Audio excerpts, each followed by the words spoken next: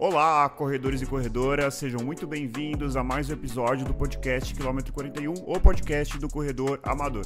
Eu sou André Moraes, médico e corredor, e estou aqui com Murilo Groschitz, treinador de corrida e corredor. Vamos hoje falar sobre mais um tipo de treino, mais um artifício que a gente pode utilizar aí no treinamento, que é o treino em subida. Tudo bem, Murilo? Tudo ótimo, André. É isso aí. Tema polêmico hoje. Alguns amam, outros odeiam treino de subida. Geralmente os corredores de rua não gostam muito, não curtem muito e sempre colocam em dúvida se é necessário ou não realizar esse tipo de treino. Então, normalmente até o atleta de corrida de rua, né, quando vai fazer qualquer prova, se preocupa muito com a altimetria, se tem um viaduto, se tem uma rua um pouco mais inclinada, já se preocupa muito, né? Coisas que, por exemplo, os nossos primos ali da corrida de montanha encaram de uma forma totalmente diferente, né? Mas o atleta de corrida de rua, muito preocupado com o pace, acaba não curtindo tanto. Mas hoje é isso, a gente vai falar sobre o treino de subida.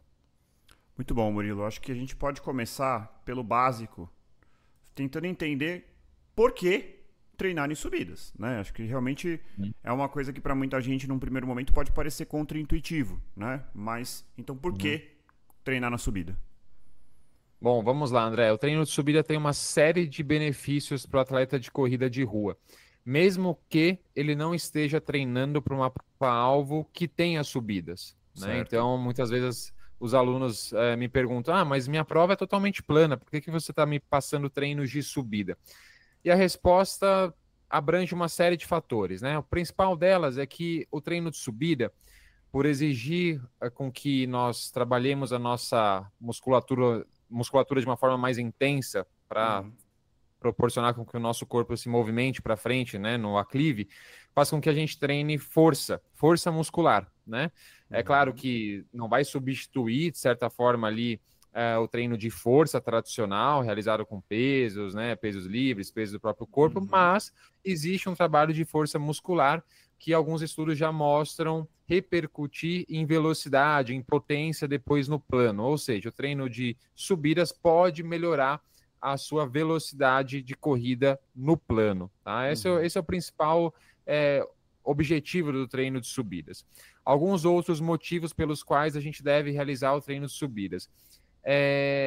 Existe também um maior gasto energético, né? Porque a nossa frequência cardíaca vai subir, nossa frequência respiratória também, então o gasto energético vai ser mais alto durante o treino de subidas, se assemelhando assim a um treino intervalado, por exemplo, realizado no plano, né? Então é uma forma da gente realizar um trabalho de mais alta intensidade, sem necessariamente impor nosso sistema musculoesquelético um estresse muito alto, como, por exemplo, a gente passa quando corre mais forte no plano. Ou seja, aí eu já estou puxando um gancho para o fato de que nas subidas o impacto é um pouco menor também. Então, fazer um treino de subidas, a gente tem um aumento da frequência cardíaca, da intensidade de treinamento, mas, ao mesmo tempo, a gente tem um impacto reduzido comparado ao plano. Tá. Murilo, acho que uma coisa que vale a pena a gente falar é que, assim, quando a gente fala treino de subida, né, acho que existe mais de um tipo, né? Eu consigo pensar aqui em pelo menos dois, e eu sei que teriam vários, mas eu vou dar dois exemplos, acho que são dois exemplos extremos, que é, por exemplo, um tiro numa subida. Então, seria um treino de velocidade na subida. Eu acho que tem um objetivo e é um tipo de treino. E tem o treino que você pode ser um treino longo ou mesmo intervalado, que em algum momento você inclui uma altimetria no meio do treino.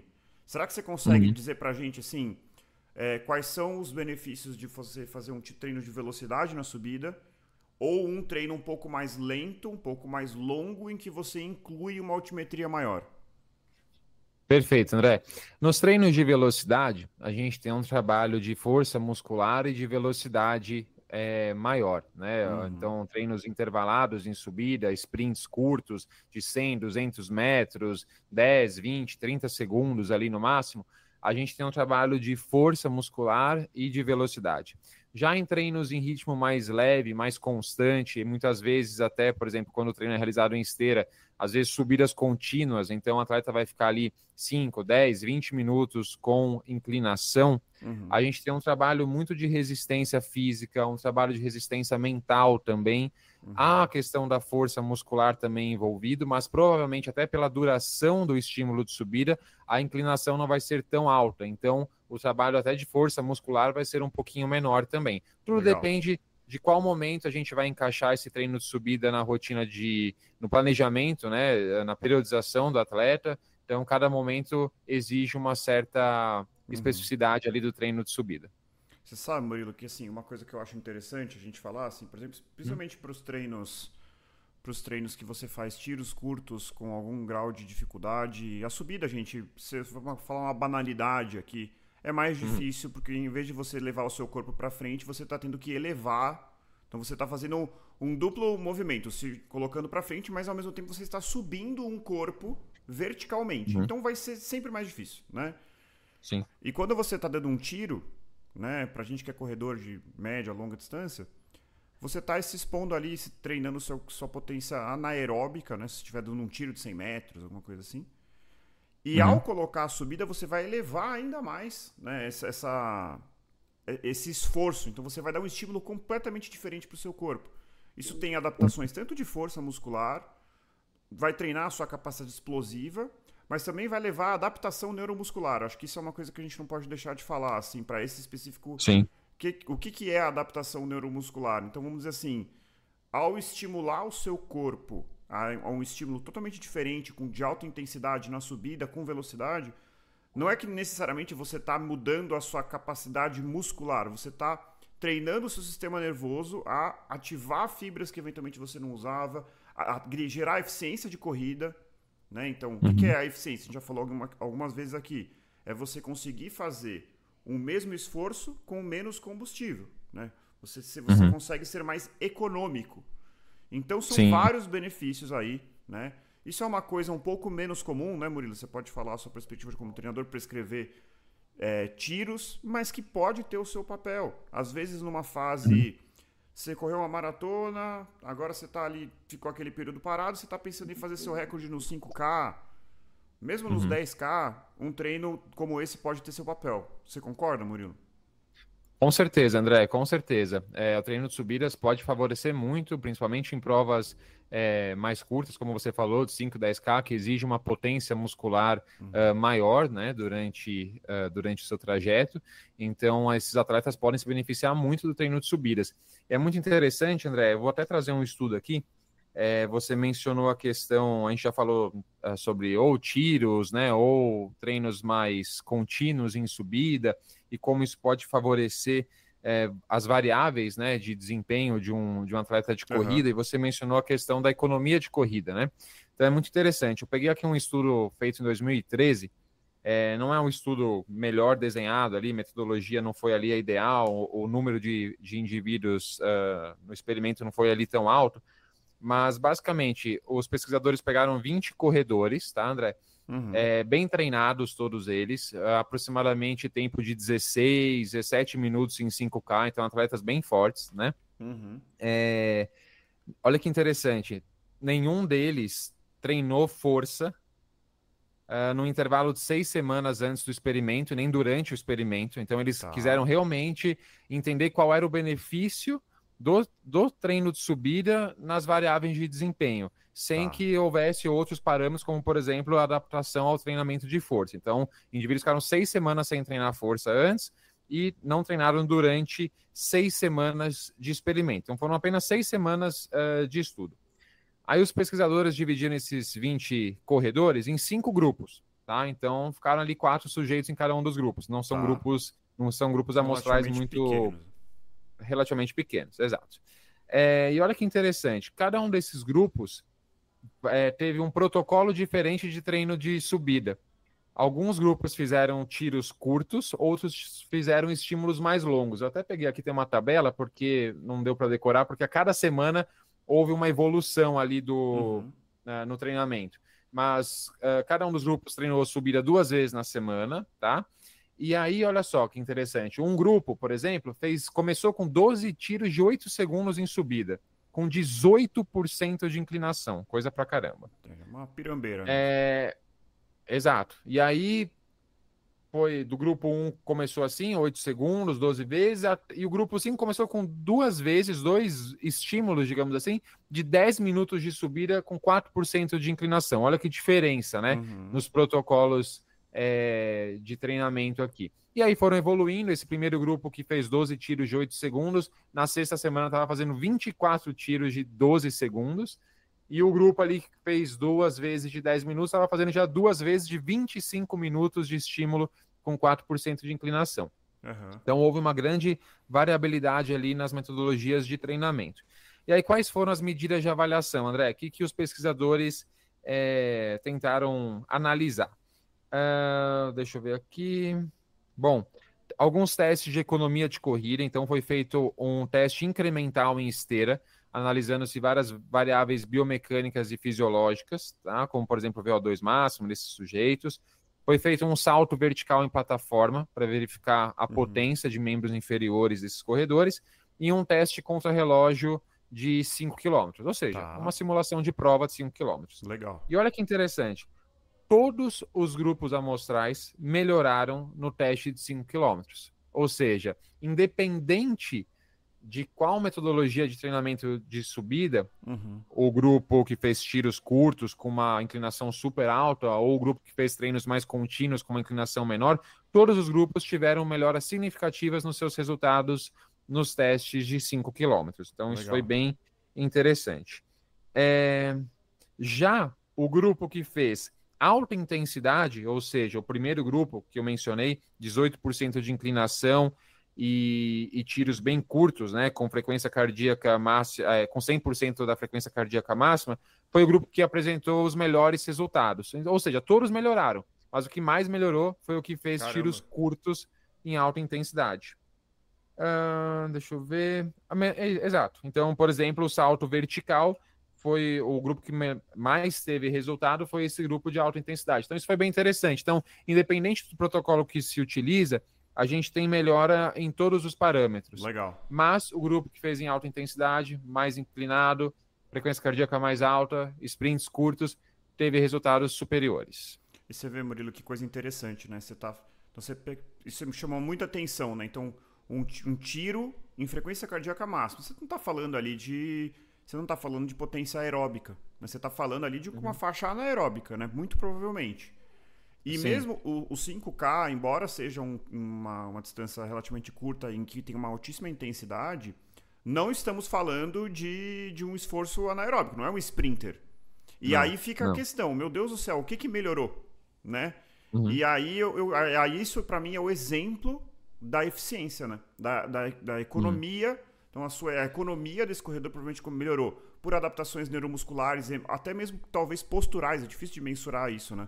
Mas assim, é difícil imaginar que um estímulo puramente anaeróbico vai melhorar o potencial aeróbico desse indivíduo. Então, isso é o exemplo puro e nu e cru aí do que é o ganho de eficiência de corrida, né? Acho que isso ou de economia de corrida, né?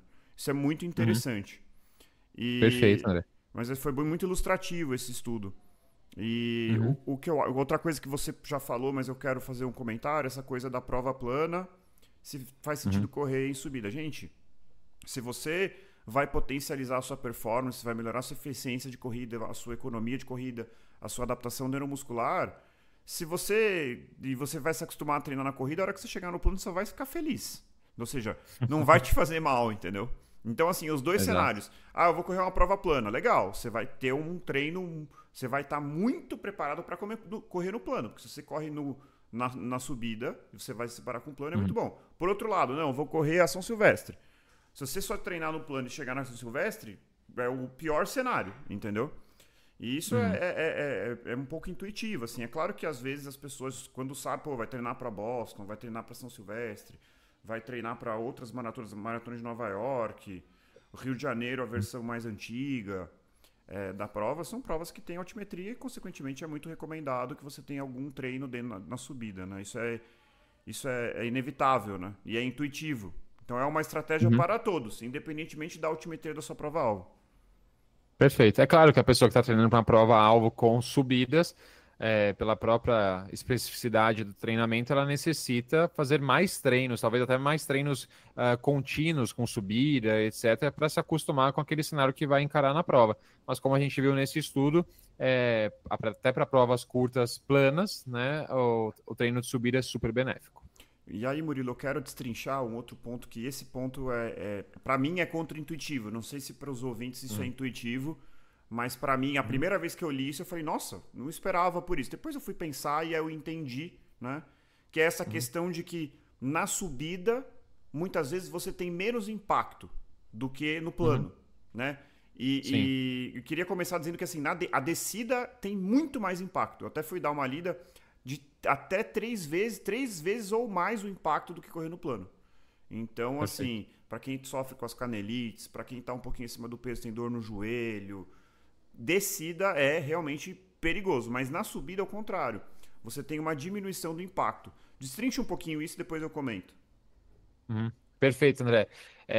Vou começar só. Você falou sobre o treino de descida, né? Existe treino de descida em velocidade, né? Mas Uhum. é um treino passado por atletas muito, muito experientes, né? Porque realmente o impacto é muito grande, né? A gente tem ali o declive fazendo com que a sobrecarga nas suas articulações seja muito maior.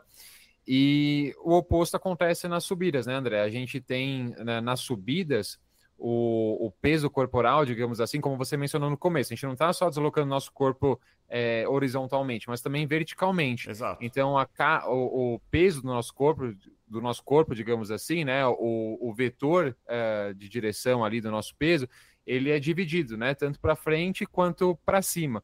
E Uhum. aí o nosso peso, a nossa massa ela é dividida entre esses vetores. Então, o nosso impacto no nosso sistema músculo-esquelético ele é reduzido.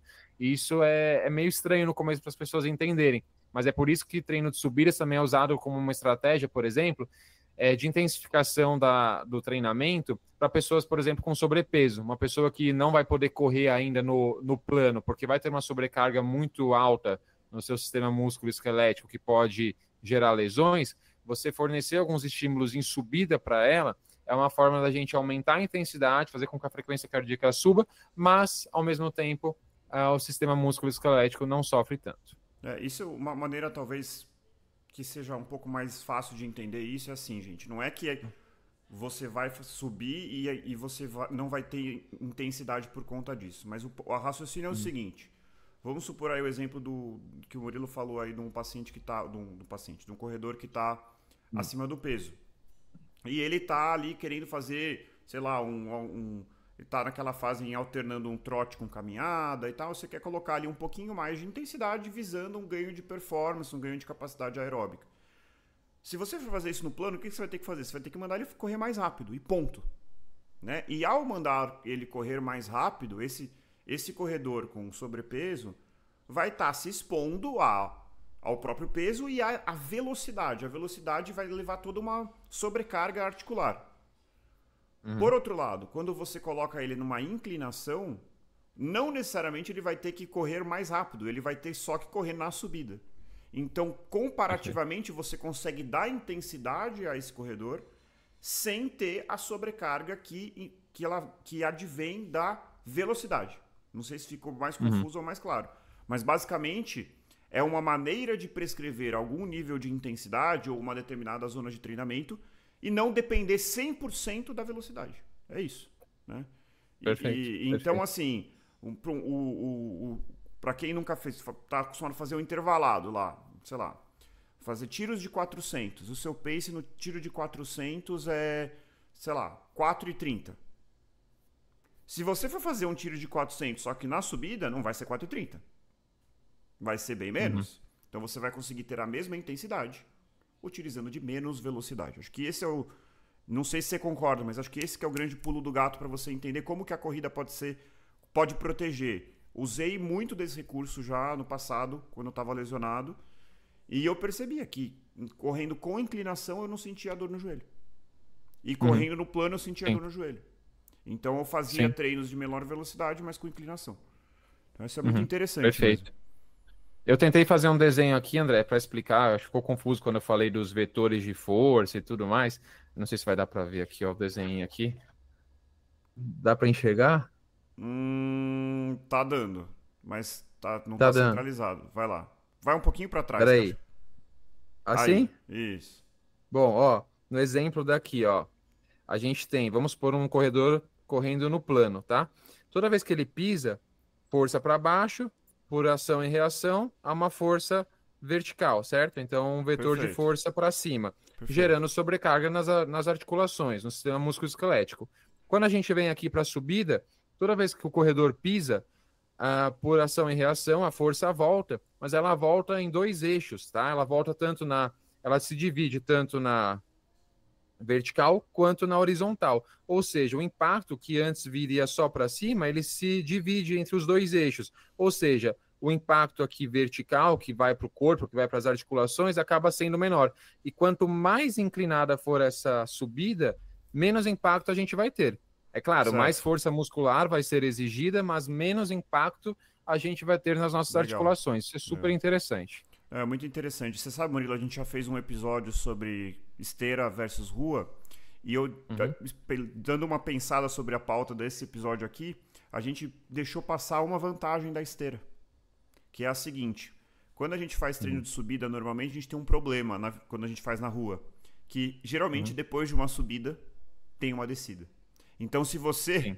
então se você está fazendo treino de subida porque justamente você está com uma canelite, uma sobrecarga no joelho, e você vai fazer um looping que é subida, descida, você não vai ter esse benefício, porque você vai se proteger na subida, mas na descida você vai ter o impacto da descida. Ao passo que na Uhum. esteira você consegue só subir, se você quiser. Então essa é uma grande vantagem aí que acabou passando lá no nosso episódio para quem tá com a esteira tem essa possibilidade de você escolher a altimetria que você quer usar. Então é muito interessante, Uhum. né? Isso é uma grande vantagem. Uhum. André, você falou da esteira agora, e quando eu mencionei aí o estudo científico, eu falei sobre porcentagens de inclinação, né? E eu tenho certeza que alguns ouvintes aí se perguntaram, mas espera aí, o que que é porcentagem de inclinação? Principalmente aqueles que nunca correram em esteira. E Sim. mesmo aqueles que já correram em esteira e já colocaram inclinação lá, muitas vezes não sabem o que essa porcentagem Uhum. significa. Você faz ideia, André, do que ela significa? A porcentagem não era o quantos metros você sobe a cada 100 metros, Uhum. é isso? A cada Algum- mil A metros. cada mil Perfeito. metros, É é. exatamente isso. Então é isso. Então, para os nossos ouvintes aí, o que, que é a porcentagem de inclinação? Quantos metros você ganha de Altimetria altitude, digamos, altimetria, né? Em 1.000 metros. em 1000 metros, Então, por perfeito. exemplo, se você parte do ponto zero, está no nível do mar lá correndo, você vai subir uma montanha. Se em 1 quilômetro, em 1.000 metros, você sobe 100, você vai dividir 1.000 por 100, 10% de inclinação. Então, quanto mais alta essa porcentagem, mais inclinada é a subida. Né? A Uhum. gente sabe que ali já 3, 4% de inclinação já é algo bem significativo. Por exemplo, Isso. para nós corredores de rua, quando a gente vê um gráfico de altimetria de uma prova, a gente calcula lá quanto que a gente vai ganhar e chega lá num 3, 4, já é algo bem significativo. Algo em torno de 1, 2%, 2% já começa a ser perceptível. 1% muitas vezes é imperceptível, o que a gente É. chama de falso plano. É Uhum. aquela subida que você mal percebe, mas que acaba te minando, exige mais da sua musculatura, às vezes você nem entende que você está subindo, mas você percebe que a sua sensação de esforço está mais alta, Uhum. agora 3, 4% para cima já é algo bem significativo. Eu até procurei, justamente, Brilho, eu procurei a definição, né, do que é uma subida leve, moderada e de alta intensidade. O que eu encontrei é o Legal. seguinte: como vamos partir dos pressupostos da esteira aqui, que eu acho que é mais fácil de visualizar. 1% Uhum. é imperceptível. Uhum. De 2 a 3% de inclinação seria uma subida leve. 4 a 6, moderado. E acima de 6 Uhum. você já está falando de uma inclinação mais significativa. Isso é interessante Uhum. porque quando você está falando de inclinações leves ou mesmo moderadas, o seu ganho principal vai ser um ganho de intensidade na sua corrida. Então, por exemplo, você vai levar ali a sua corrida que era Z1 para Z2, Z2 para Z3. Então você vai dificultar um pouco ali a intensidade, vai ficar mais difícil de correr. Quando você começa a Uhum. falar acima de 6%, aqui já tem uma mudança importante da biomecânica. E aí essa capacidade de recrutamento de fibra muscular, talvez você já comece em alguns momentos a flertar com zonas mais intensas e mesmo eventualmente aí numa faixa anaeróbica. No caso do estudo que você falou, o pessoal estava correndo a 18. 18, gente, andar no 18, eu sei porque eu já fiz isso. Eu já fiz bastante caminhada com 15%. Caminhada com 15%, você está andando. Claro que depende da velocidade. Mas quando você vê, você está com 150 de frequência. Que para mim é a minha zona que já está passando do Z2, na verdade. Então, uma caminhada com 15% de inclinação, se você não tomar cuidado, daqui a pouco você já está para Z3, Z4. Né? Então, assim, a inclinação tem esse poder mesmo. Né? Muito bom. É interessante. Pode falar. Depois não, desculpa, André. Eu ia falar, quanto mais inclinada também a subida, uma adaptação mecânica que a gente tem, né? A gente aumenta a nossa cadência, né? O nosso número de passos ali por minuto acaba aumentando, porque a gente não consegue mais dar passos tão largos, né? Quando a gente está subindo, quando a gente está num aclive. A gente começa a encurtar os nossos passos, consequentemente, a nossa cadência aumenta e o tempo de contato com o solo também vai ficando menor, porque a gente senão a gente vai tropeçar. Então, a gente precisa acelerar a nossa passada. E isso é interessante, e tem alguns estudos que mostram até uma repercussão do treino de subida, quando a gente vai correr no plano, desse aumento de cadência. A gente leva isso para o plano também. E a gente sabe que parece, né, para a grande maioria das pessoas, é claro que isso é muito individual, que uma cadência um pouco mais alta pode favorecer a mecânica de corrida, fazendo com que a gente pise mais abaixo do nosso centro de massa. Não é uma regra, a gente sabe disso, mas pode ser uma adaptação também vantajosa do treino de subidas, essa questão do aumento da nossa cadência. Muito bom, Murilo. Isso é muito interessante mesmo, porque as duas coisas, né? Acho que o treino de subida, ele vai, justamente como você falou, melhorar a cadência, e isso já tem cada vez mais, assim, no passado eu até era um pouco cético em relação a isso. Eu tenho estudado bastante essa parte, e realmente, assim, a cadência mais alta, né? Então, mais passos por minuto, diminui o tempo de contato com o solo e também diminui a intensidade e a sobrecarga articular que você tem. Então, assim, tem que tomar cuidado, porque cada um é uma pessoa. Tem gente que corre com uma cadência baixa e nunca se lesionou. Você não vai mexer com esse cara. Deixa ele lá. Mas se, eventualmente, a pessoa que está se enfrentando lesões de repetição, ou eventualmente, e tem uma cadência baixa, você pode tentar fazer um ganho, geralmente, de 5% a, no máximo, 10%. E o treino de subida pode servir para isso. Isso é muito interessante. Outra coisa é aquela pessoa que tem a passada muito na frente, que não tem problema pisar com o calcanhar. Mas para aquela pessoa que pisa muito para frente, que acaba gerando uma frenagem com o pé, leva o pé lá na frente e freia antes de correr, o treino de subida vai tornar um pouco mais intuitivo para esse corredor correr um pouco o impacto do pé no solo, mais ou menos no eixo do seu corpo. Né? Então fica um pouco difícil às vezes de entender tudo isso. Se tiverem dificuldades, comentem aqui, mandem perguntas que a gente tenta responder. Então pode ser um treinamento até como uma reabilitação aí de mecânica de corrida. Perfeito. E André, uma outra questão também interessante do treino de subidas, uma outra vantagem, digamos assim, é você inserir variabilidade no seu treino, né? A variabilidade é sempre muito bem-vinda, né? Principalmente para a gente ganhar experiência, a gente entender como o nosso corpo responde em diferentes ambientes, o desenvolvimento desse autoconhecimento, a gente estar pronto para enfrentar qualquer adversidade numa prova. Então, chegou lá, tem subida na prova, a gente saber lidar com isso é muito importante. Essa questão do menor impacto também nas nossas articulações, no nosso sistema músculo-esquelético, num treino de subidas, é algo muito interessante também quando a gente está falando de um esporte que muitas lesões que acontecem são causadas por overuse, né, ou excesso de utilização, né, por esforço repetitivo. Então, a gente inserir treino, a subida, seja de sprint numa sessão de treino de alta intensidade, seja você inserir algumas subidas para correr em ritmo mais leve durante seu treino longo, por exemplo, tudo isso é muito favorável, porque vai fazer com que a sobrecarga no seu corpo seja menor durante aquela sua semana, durante aquele seu período de preparação para uma prova específica. Então, esse é mais uma vantagem. Beleza, Murilo. Vou perguntar mais uma coisa aqui. Então, legal, treino de subida tem potenciais incríveis aí de melhorar a performance, de fazer adaptação neuromuscular, economia de corrida, mas a gente já entendeu que tem vários tipos de treino. Mas quando você prescreve lá um trecho em subida, você sugere que a pessoa faça isso de forma lenta, ou seja, mais lento do que a média do teu treino dela, ou mais intensa, mais rápido do que a média? Tá, deixa eu ver se eu entendi a pergunta. A parte da subida do treino deve ser leve, o corredor deve se poupar Ok. por estar na subida, ou ele deve, não, já que eu tô na subida, agora eu vou acelerar mesmo. Perfeito. Depende da intenção, da finalidade do treino específico, né, André? Então, assim, eu sempre coloco lá na descrição do treino longo, por exemplo, dos meus atletas. Tente variar o percurso, o tipo de terreno, se você puder inserir aclives e declives, insira, etc. Mas qual que é a finalidade principal de um treino longo, ou da maioria dos treinos longos? É você correr em baixa intensidade. Então, nesse caso, eu até recomendo que quando o atleta chegue numa subida, que ele reduza um pouco o ritmo dele, a velocidade, para que a intensidade, né, fisiologicamente falando, continue baixa para ele. Né? Se ele tentar correr no mesmo ritmo, acelerar, ele vai ter ali um percentual do treino dele em que ele não correu em Z1, Z2, ele correu acima disso. Então depende da finalidade.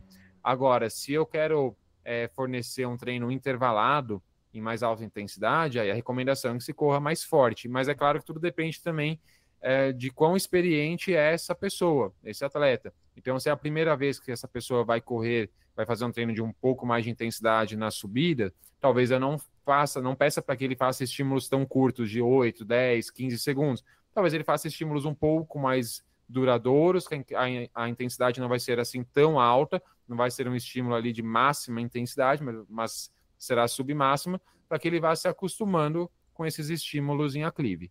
Legal, Murilo.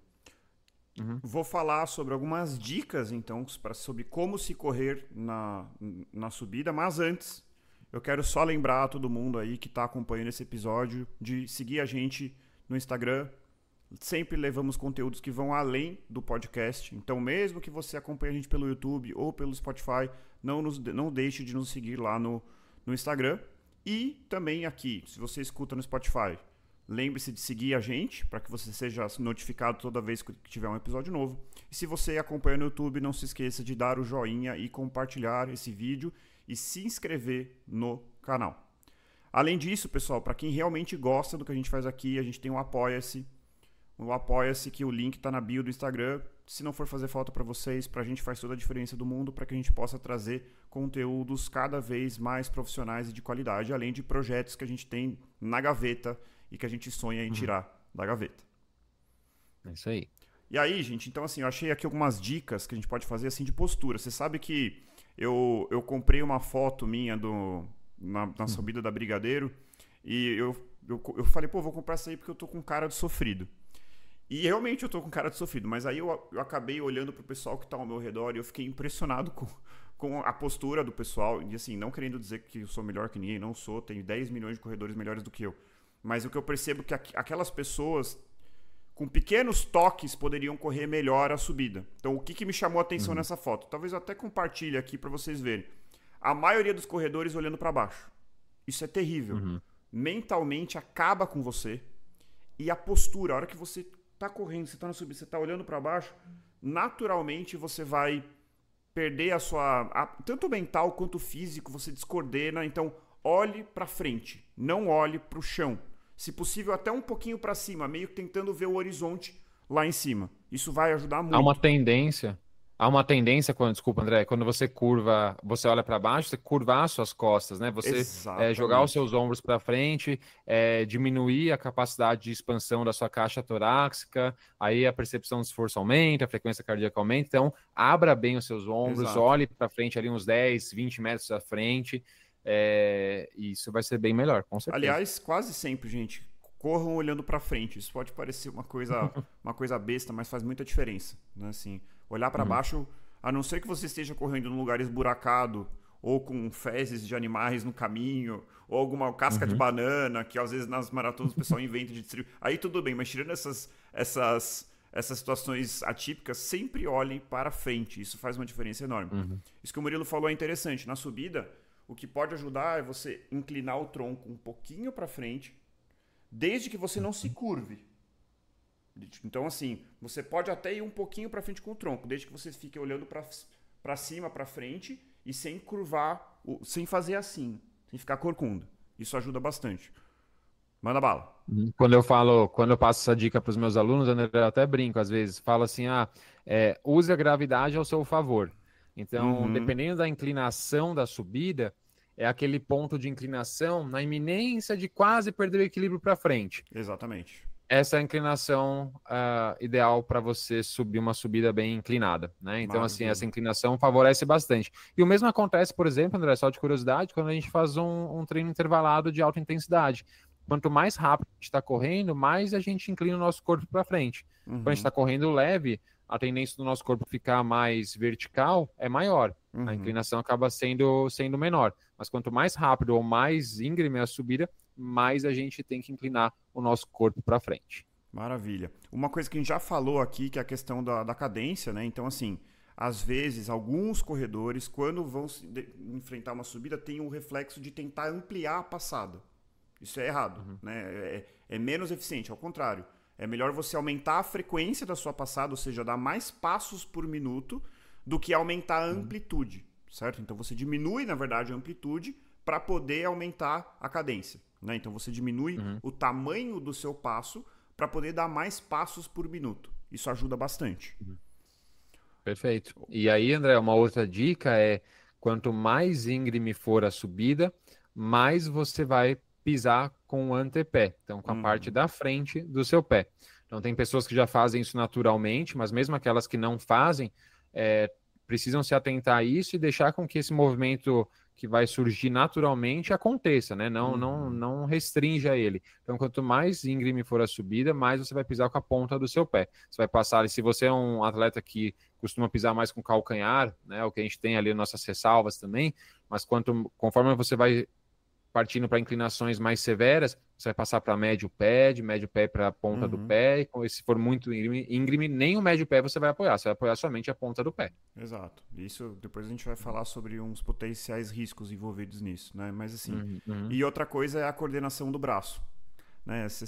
Assim, é uma coisa que, isso aí também, de novo, lembra das minhas épocas de atletismo, que eu corria 400 metros, é impressionante, nos 400 metros, como é uma coisa de altíssima intensidade.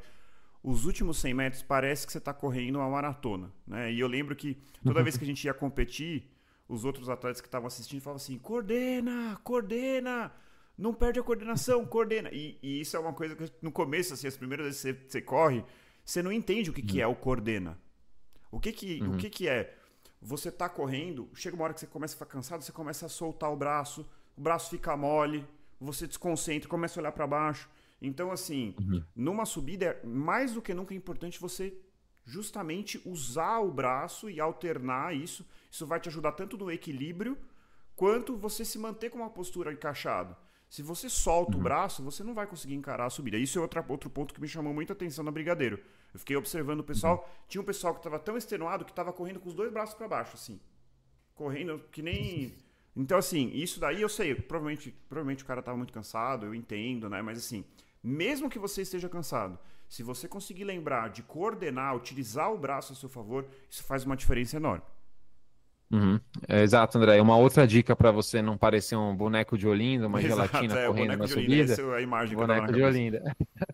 Uma outra dica é você conscientemente contrair bem a musculatura do seu core, né? Então, seu abdômen, musculatura paravertebral, lombar, etc. Tudo isso é muito importante. Você manter o seu centro bem rígido, bem contraído, para você conseguir manter a postura e não ficar balançando para um lado para o outro, não perder, não curvar as costas. Então, mantenha ombros bem abertos, abdômen contraído, preocupe-se com uma maior elevação dos seus joelhos, né? Se preocupe em aumentar a cadência de movimento, olhe para frente. Todo esse conjunto faz com que você seja muito mais econômico, muito mais eficiente quando você estiver subindo. Legal, Murilo. Bom, nem tudo são flores. A gente só falou bem aqui do treino de subida, mas eu quero dizer assim algumas preocupações que eu tenho em relação ao treino de subida e especificamente assim para quem nunca fez, vai ouvir esse episódio e falar assim: nossa, descobri um jeito de conseguir aquele RP que eu não estou conseguindo bater há 10 anos. E aí eu vou dizer assim, dois grandes problemas que eu vejo assim, principalmente quando mal feito, tá, gente? Quando eu digo mal feito é ir com muita sede ao pote, não fazer a subida, agora vou fazer 3 vezes por semana, vou colocar um bloco de 50 minutos de subida no meio do meu treino, calma. Então assim, o primeiro ponto que tem que ter muita atenção é você, ao incorporar um treino de subida, você começar a errar a intensidade do seu treino. Então, assim, como a gente já falou aqui, talvez seja óbvio, mas ao correr na subida, você vai ter uma tendência a fazer uma intensidade maior. É claro que vai depender da velocidade, mas na média você vai ter uma tendência a fazer um treino com uma intensidade maior. Então, se você tem lá um dia que era para ser uma rodagem, você vai trocar um trecho plano por um trecho por intensidade, um trecho com altimetria, você não pode manter o mesmo pace, o mesmo ritmo. Porque se você mantiver o mesmo ritmo que você fazia num percurso plano, num percurso com uma altimetria acentuada, você vai ter uma mudança importante de intensidade no seu treinamento. E o seu volume vai alterar e, eventualmente, você pode ter aí uma lesão, já que a gente já falou em alguns momentos, alguns episódios, inclusive tem um episódio inteiro sobre isso, sobre você justamente fazer um incremento de volume ou de intensidade muito abrupto. Então, acho que esse é o primeiro perigo que eu vejo do treino de subida. Perfeito, André. Concordo plenamente com esse perigo da intensidade. Até puxo um gancho aqui para cenário de prova, tá? Eu sei que o tema é treino de subida, mas a mesma coisa acontece quando você está pensando na sua estratégia de prova e você vai encarar uma corrida que tenha algumas subidas. Não tem como você querer manter a mesma intensidade de corrida durante esses trajetos com aclive, né? A não ser que você esteja correndo uma velocidade muito baixa, né? Seu objetivo não for bater o seu tempo. Agora, se você vai bater o seu tempo numa prova específica, então não tem como. Você está correndo, sei lá, 5 por quilômetro, já com um esforço considerável. Vamos supor, você está fazendo uma meia maratona. Se você vai pegar um trajeto, sei lá, de 1 quilômetro com 3% de inclinação, você tentar manter esses 5 por quilômetro, talvez você até consiga, mas você vai passar muito ali da zona de intensidade que você deveria estar. Isso pode custar muito caro nos próximos quilômetros, né, nos quilômetros seguintes. Então não é algo interessante. Quis fazer esse gancho aí. Mas aí, André, uma outra questão que eu acredito ser um problema, né, um perigo das subidas. Só um segundinho, claro. Ainda sobre o que você falou. Tanto isso é verdade. Se você pegar, para quem assiste, né, por exemplo, vai assistir lá a Maratona de Boston, os caras são profissionais. Os caras estão num patamar que, assim, é inimaginável o que aqueles caras fazem. Quando eles pegam um trecho que é corrido, você vê lá que o quilômetro que tem subida, o quilômetro que eles correram, ele correu mais devagar. Então, se o Kipchoge, o Kiptum e todos esses corredores, quando eles encaram uma subida, eles correm mais devagar, a gente vai querer manter o mesmo pace? Não faz o menor sentido.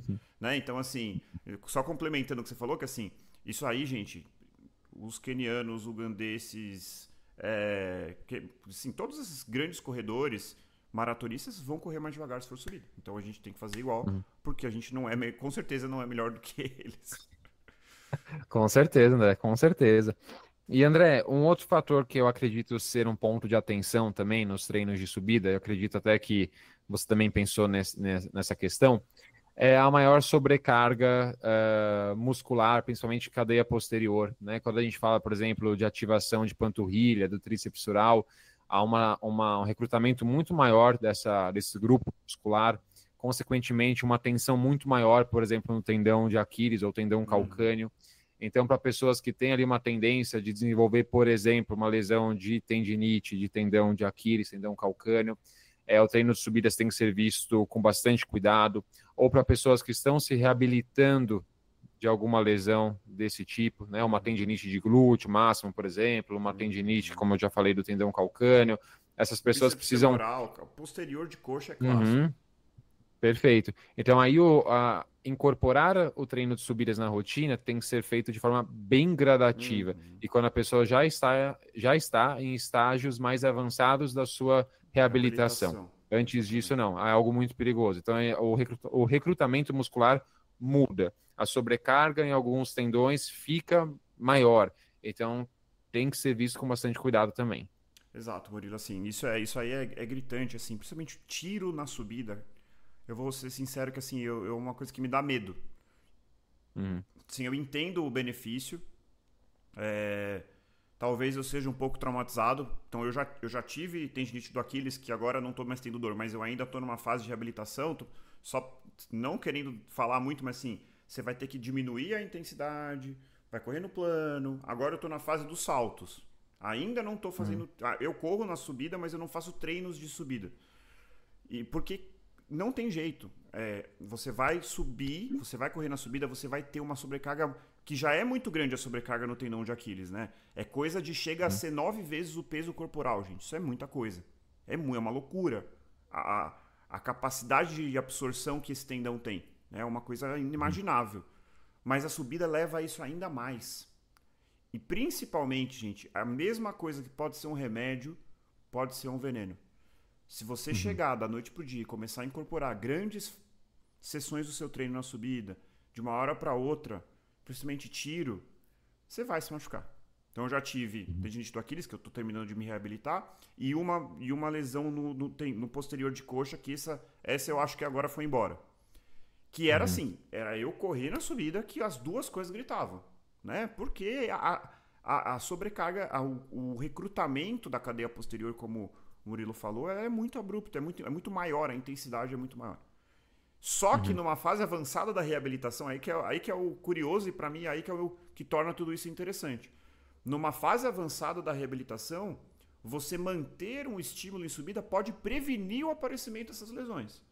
Desde que seja feito de uma forma gradual. Hoje em dia, quem me libera é minha físio, pode fazer. Não pode fazer, entendeu? É porque realmente, para quem tem essa tendência, pode ser... Tem gente que vai amanhã acordar, vai fazer 15 tiros na subida, no sábado vai correr 50 minutos na subida e não vai acontecer nada. Existem essas pessoas, né? Eu não sou uma delas, não sei o Murilo, mas eu definitivamente não sou uma delas. Então, se eu fizer isso, eu vou me machucar, certeza absoluta. Então, o cuidado é esse. Tem um potencial muito interessante, os benefícios estão todos que a gente já falou, não vou repetir aqui, mas tem que ser feito com cuidado, gente. Tem que ser feito com muito cuidado. Perfeito, com muito cuidado, sabendo o momento exato de inserir esse tipo de treino na rotina, quando, qual tipo, qual inclinação, qual percentual de inclinação, qual intensidade, isso varia de pessoa para pessoa.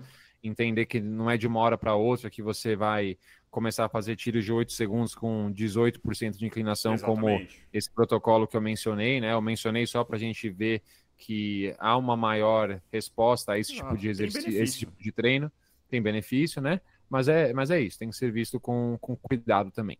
E uma coisa só uma dica a mais aqui, que eu acho que vale a pena citar, que é assim, gente. Mas eu me guio pelo que se eu sinto algum desconforto na hora. Eu vou dizer para vocês que isso não é um bom parâmetro. Tá? Tem até uma regrinha, principalmente para tendão, gente, pelo menos 48 horas para você avaliar se um estímulo foi capaz ou não de causar uma agressão ali. Então, vou dar um exemplo. Eu que estou aqui na fase final de reabilitação da minha tendinopatia do Aquiles. Vamos supor que amanhã minha físio fala, olha André, a gente está numa fase final, vamos começar a incorporar treino de subida. Aí eu vou lá, faço o treino e falo, pô, legal, não senti dor. Calma, não dá para dizer ainda que deu certo. Espera 48 horas, porque essa dor pode vir depois de 48 horas. Isso, em algumas fases, principalmente para essas lesões mais crônicas, como tendinopatia do Aquiles, é muito importante, porque você em algum momento, você vai ter que dar um certo estímulo. E aí você fica na dúvida. Porque se você também ficar só se poupando, você não se reabilita. Então, essa regrinha das 48 horas, principalmente para tendão, é muito interessante. Então, colocou um treino de subida, espera 48 horas para você falar, não, foi ótimo, fiz, senti o treino, mas não tive dor de lesão. Então, posso manter, não significa que no próximo você já vai aumentar. Então, eu posso manter, esse estímulo está sendo adequado. Em algum momento você pode, obviamente, incrementar. Mas vai com calma, né? Isso aí, o benefício desse tipo de coisa, gente, é no longo prazo. É realmente no longo prazo, não vai ser... Claro, o Murilo mostrou um estudo ali de 6 semanas, então é no longo prazo, mas mais ou menos, assim. Na verdade, é o tipo de coisa que você até responde rápido. Mas a adaptação osteomuscular, que é o que a gente sempre fala aqui, ela é mais demorada. Você vai ganhar performance, você vai melhorar seu tempo. Mas muitas vezes isso não significa que o seu tendão, o seu osso já se adaptou àquilo. Esse é o ponto. Perfeito, André.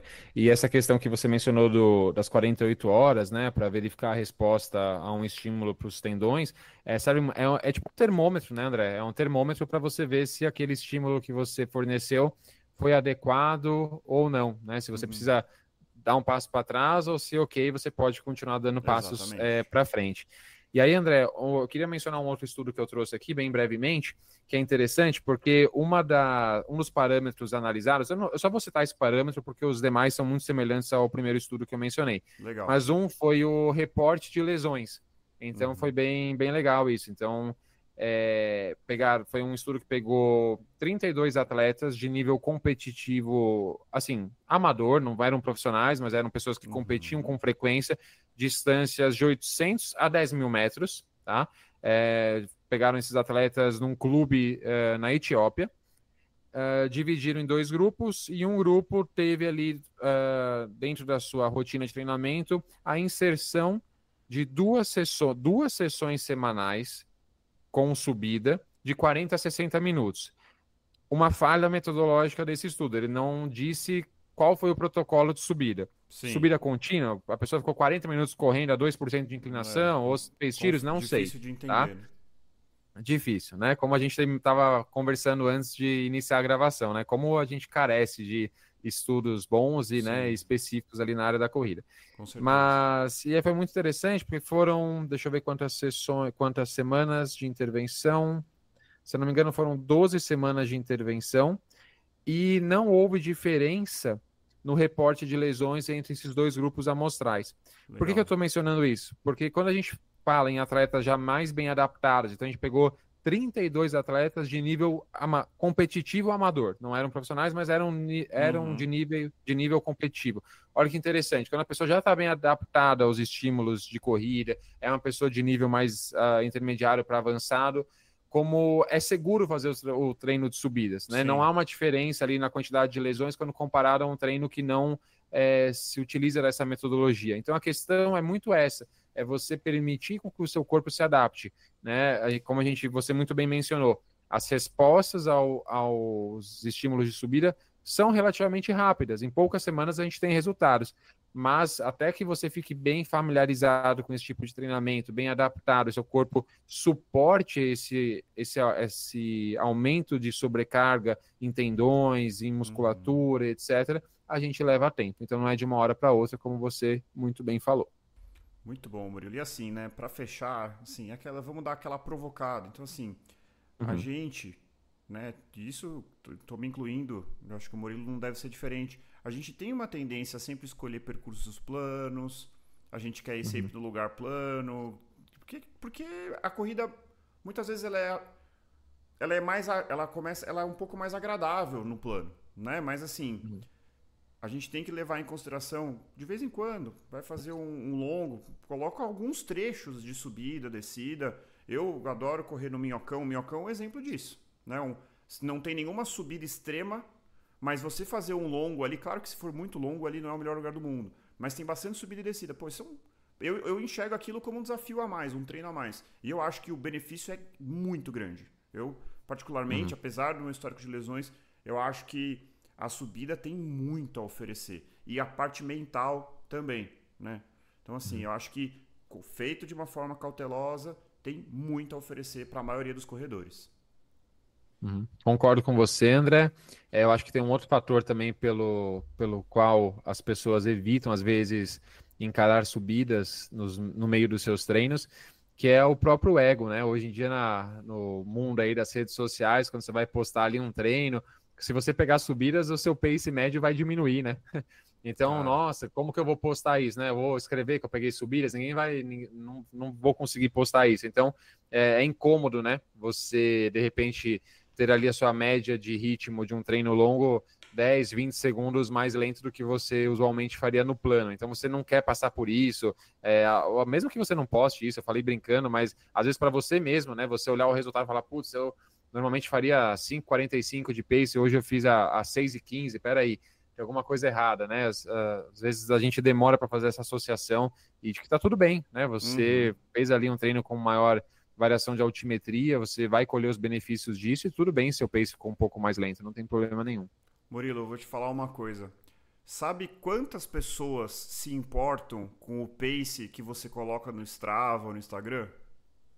No melhor cenário, uma, que é o seu treinador, idealmente. Talvez nem o seu treinador se importe. Mas com É certeza verdade. ninguém tá nem aí pro seu pace. Uhum, Ninguém tá nem aí pro uhum, seu pace. Isso é uma coisa assim, gente, tenham certeza disso, tá?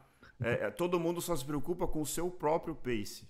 Ninguém tem olhar para ficar olhando pro pace dos outros, a não ser que você seja pago para olhar o pace dos outros.